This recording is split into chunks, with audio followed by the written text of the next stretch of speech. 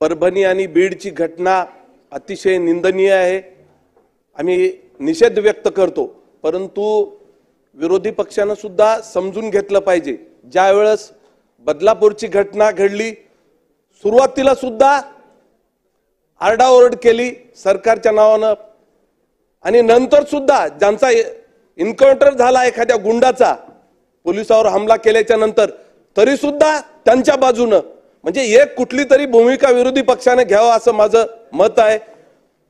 अध्यक्ष महोदय, दिनांक 10 डिसेंबर रोजी परभणी शहरात परमपूज्य डॉक्टर बाबासाहेब आंबेडकर यांच्या पुतळ्यासमोर असलेल्या प्रतिकात्मक संविधान पुस्तिकेची पोडतोड एका इसमाकडून झाल्याची घटना सर्वश्रुत आहे।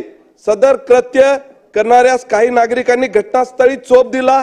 स्थानिक पोलिसांनी माहिती कळल्याबरोबर पोलीस घटनास्थळी आले व त्यास ताब्यात घेऊन पुढील औषधोपचार करून दवाखान्यात सुद्धा दाखल केले। सदर आरोपी नंतर आमच्या नांदेड येथील शासकीय वैद्यकीय महाविद्यालयात दाखल केले। दिनांक 10 डिसेंबर रोजी घडलेली सदर घटनेवरून आंबेडकरवादी अनुयायांच्या भावना अतिशय तीव्र होत्या। आंदोलकांकडून परभणी येथे रेल्वे अडवण्याचा सुद्धा प्रयत्न झाला। त्यामुळे पोलिसांनी त्याच दिवशी संध्याकाळी शांततेची बैठकीचे आयोजन सुद्धा केले। दुसऱ्या दिवशी म्हणजे 11 डिसेंबर रोजी परभणी शहर बंद व शहरात काही ठिकाणी रस्ता रोको व चक्काजाम आंदोलनाचे आयोजन केले होते। पोलिसांनी वाहतूक वळून खबरदारी घेऊन उपाययोजना केल्या होत्या। दुपारनंतर जिल्हाधिकारी यांना निवेदन देऊन सदरचा कार्यक्रम आटोपणार होता, परंतु सर्व काही सुरळीतपणे सुरू असताना अचानकपणे मार्केटमधील दुकानांचे बोर्ड, सीसीटीव्ही कॅमेरे, रस्त्यावरील मोटरसायकली व गाड्या यांचे नुकसान करण्यात आले व जाळपोळही करण्यात आली। अगदी जिल्हाधिकारी कार्यालयात घुसून फाईलची फेकाफेकी केली, फर्निचरची तोडफोड केली। नांदेड परिक्षेत्राचे आयजी शहाबजी उमाप यांनी परभणीकडे धाव घेऊन परिस्थिती हाताळली। या सर्व घटना अतिशय वेगवान घडल्या। आंबेडकर अनुयायी शांतपणे आपला निषेध व्यक्त करत असताना अशा प्रकारे कोणीतरी अज्ञात लोक तोंडाला काही कपडा बांधून जमावात सहभागी झाले व त्यांनीच सदरचे नुकसान केले अशा प्रकारची माहिती मिळत आहे। सदर लोक नेमके कोण होते याबाबत उच्चस्तरीय चौकशी व्हावी।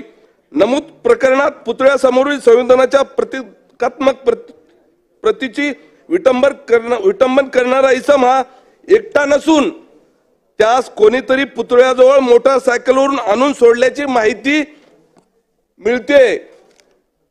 या संदर्भात विटंबा करणाऱ्या इसमास पुतळ्याजवळ सोडणारा तो दुसरा माणूस कोण होता याचा शोध व्हावा।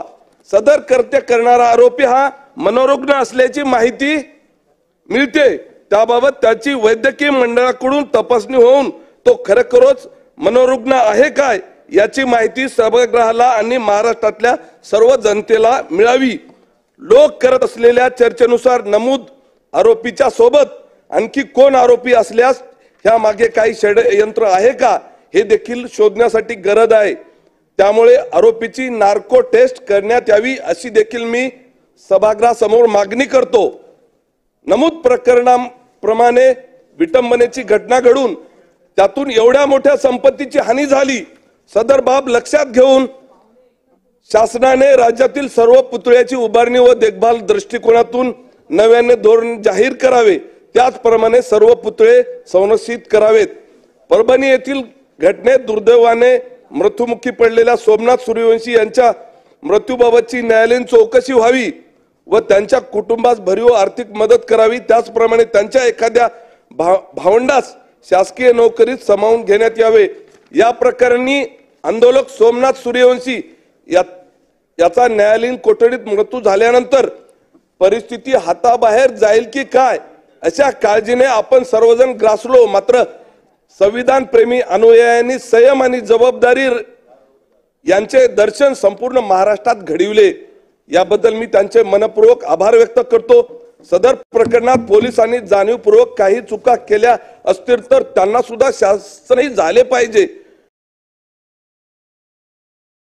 मात्र पोलिसांचे मनोबल खचणार नाही।